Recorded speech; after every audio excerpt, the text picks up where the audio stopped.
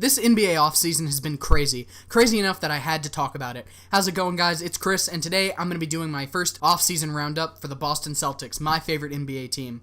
I'll be doing one of these roundups for all 30 NBA teams, all 6 divisions, the East and the West. So let's get started with the first team in the Atlantic Division, the Boston Celtics. This past year was amazing for the Boston Celtics. They went 53-29 and won the East for the first time since the 2008 campaign that netted us an NBA championship. We had amazing seasons from Isaiah Thomas, who averaged almost 30 points a game and finished 5th in MVP voting.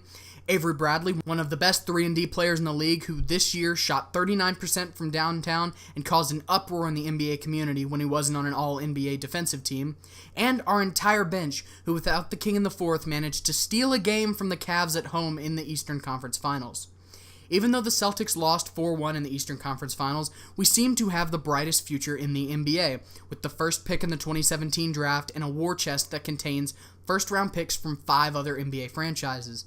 But Danny Ainge was not content with that first-round pick, which seems to make some sense. We have Isaiah Thomas, so we don't really need a point guard like Markelle Fultz. We wouldn't be able to give him the time on the court that he would need to become the NBA star everyone thinks he's going to be. So Ainge traded this first-round pick for the 3rd pick in the 2017 draft, for a Lakers pick next year if it's 2 through 5, or for the 2019 Kings first-round pick.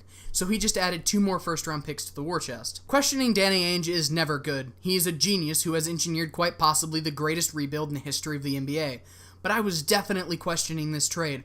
Not to mention how confused I was at adding Jason Tatum with that 3rd pick.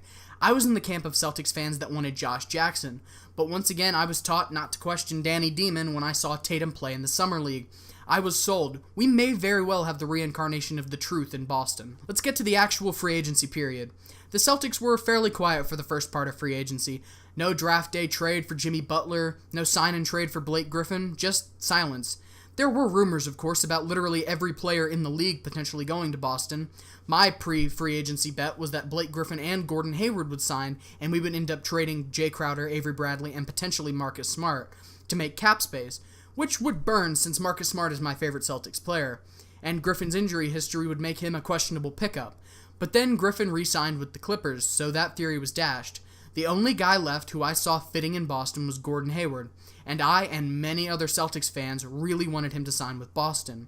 No matter what all the talking heads on ESPN and Fox Sports say, I really think he gives the Celtics a chance to beat the Cavs in the playoffs. We of course would be nowhere near the Warriors, but neither is anybody else. Then finally on July 4th it was announced twice that Gordon Hayward would be taking his talents to Boston.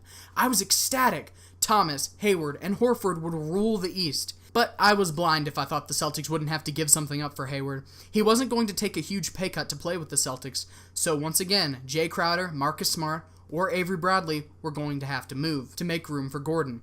My bet was on Jay Crowder, but the Celtics are smarter than I am and moved Avery Bradley and a 2nd-round pick for Marcus Morris, a forward from the Pistons. The reason I say that's the smarter play than moving Crowder is because of his contract. Jay Crowder is a Celtic till 2020 and has one of the most desired contracts in the league. But Avery Bradley, Marcus Smart, and Isaiah Thomas's contracts all end next year, and there is no way they can pay all 3 of them. And we all know that they have to pay Isaiah Thomas since they didn't take Fultz in the draft. So that leaves Bradley and Smart. Bradley is an outstanding defender and the only remaining remnant of the Big 3 era in Boston. Not to mention he's a fan favorite. Smart is young and also a great defender. I love them both, but we would be and were able to get more out of Bradley. This might also have to do with the fact that Smart is my favorite Celtic, but I think they made the right choice in trading Bradley. Now the Celtics can afford to bring the Brinks trucks for Isaiah Thomas and keep the young heart of the team Smart. Not to mention, Morris fills a hole at the 4 that the Celtics have had for a while, and if he can up his rebounding numbers, he fixes 2 problems that the Celtics have been wrestling with all year. Sadly, Bradley wouldn't be all we had to lose to land Hayward. We lost the Maple Dick Kelly Olynyk to the Miami Heat, Jonas Jerebko, ironically, to the Utah Jazz, and Amir Johnson to the 76ers. We also waived Tyler Zeller. So those are some pretty significant losses.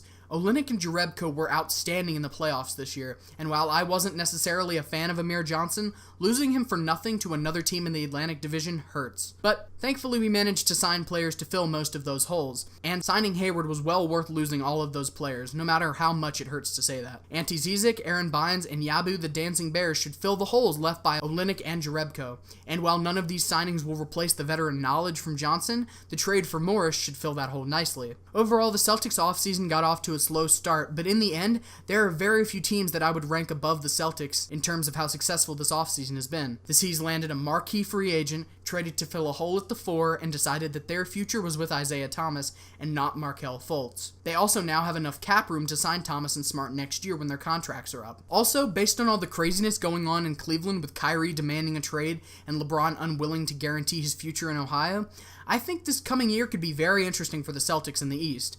Later this week, I'll be doing a wrap-up of the Atlantic Division where I predict who will win the division and the records for all the teams in the Atlantic Division. That will come after I finish videos for all the free agencies of all the teams in the Atlantic Division, so subscribe to get all those videos. Anyway, guys, what did you think of the Celtics offseason? I'd love to know. Put your thoughts in the comments below, and please don't forget to like, comment, share, and subscribe. See you guys.